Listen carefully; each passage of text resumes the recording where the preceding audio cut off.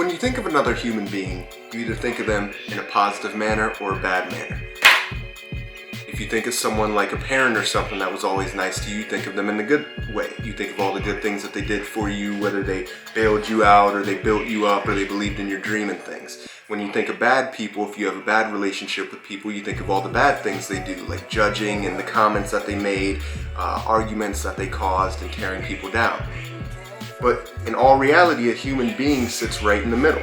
That's why I use this Venn diagram, so to speak, to kind of explain my process. So if you think of a good person, you think of someone you like, you think of the good that they did, because you're not going to be friends with someone that you only think bad of. And if you think of someone who's bad, an enemy or something that you don't like, you're going to think of all the bad that they did, whether they stole, they made rude comments about you, they judged you, something of that manner. But in reality, all humans are both good and bad. If you look at the worst human on earth, I bet you at some point in life they did good. And if you look at the best person on earth, you think at some point in their life, I bet you they did bad. And a Venn diagram kind of explains that because it's a combination of good and bad. Every human being is a combination of good and bad. Every person has the possibility to do good, but may do bad. Every person has the possibility of doing bad or has the ability to do good. If you find $100 laying on the street, you have the ability to give that back to the person asking about it, or you have the chance to keep it. You know, we're all faced with the 50-50 chance of keeping it or giving it back. So this kind of was something I was thinking about, where it kind of gives you perspective on where a human being lies. Usually right in the middle of the good or bad, while someone can be more tailored towards one way or another, but depending on who that person is to you, or how they've treated you, or who you are in that person's life, you may feel differently about someone. When they talk about criminals or something and someone talks about he was always a good student or something, well, that's because that's the only side of them that they saw. So if you look at me, for example, I'm as good or as bad, and I have just as much potential to do good and or do bad to the next person as the next guy.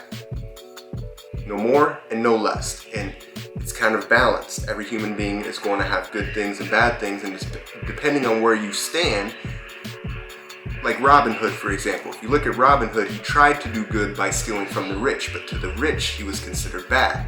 But to the people he was helping, he was considered good.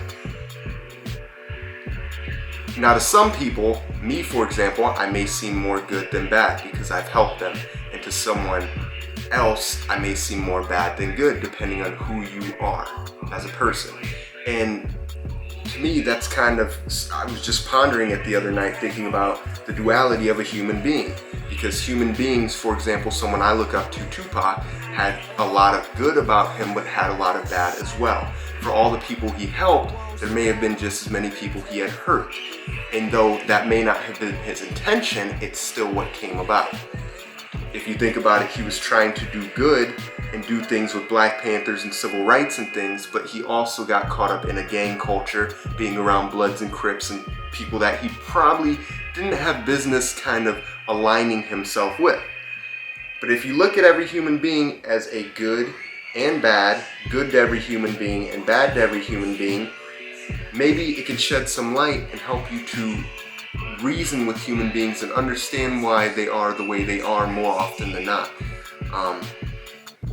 And if you think about it, success is really finding happiness, and happiness is a lot of finding the good and bad situations. You may be having the worst circumstances of your life. You may be losing your home, but you have to see the good in the bad situation. You may be losing your home, but maybe you're still with your family. Maybe it unites your family to reach back out to you to offer a lending hand. Family you may have not have heard from in many years, you know, and it's a lot of bad can happen at once. That can kind of get you really overwhelmed and get you stressed out about everything, but you've got to find the good in a negative situation, so to speak, to stay positive. Success to me is more about happiness than money.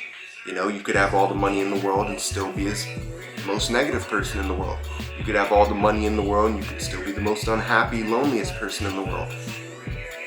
But when you really focus on the happiness of life, not the cars, the houses, the money in your bank account, the phone you have, the car you drive, the watch you wear, any of these things, you can really focus in on the happiness, the people that you spend your life with, the places you visit, the things that you do that really make you happy. And when you get into a mindset where you can focus on the happiness rather than the money that you're making, you can really kind of lock in and push forward and really realize what you want to do.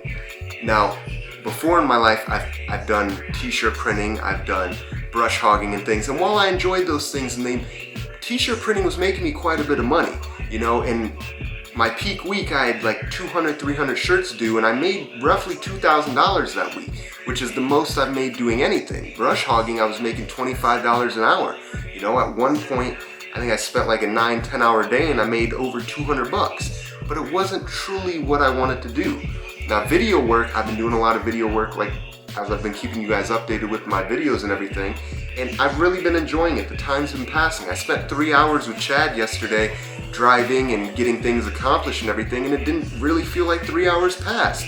And I've been having to wake up earlier, you know, and just get moving earlier, because I normally wake up at a decent time around 9 or 10, and I normally look at my phone and I scroll and I read and stuff. But I've been actually getting up and getting things done, and I've actually been enjoying it and not noticing the waking up earlier and the exhaustion and everything, because I have a bad habit of staying up later than I probably should.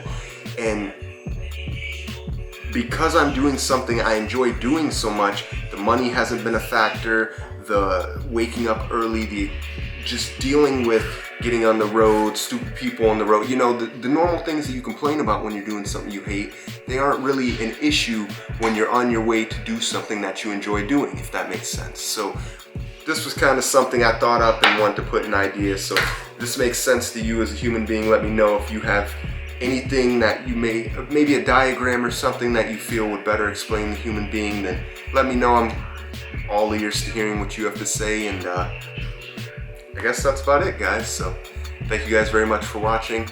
This is just the duality of a human being.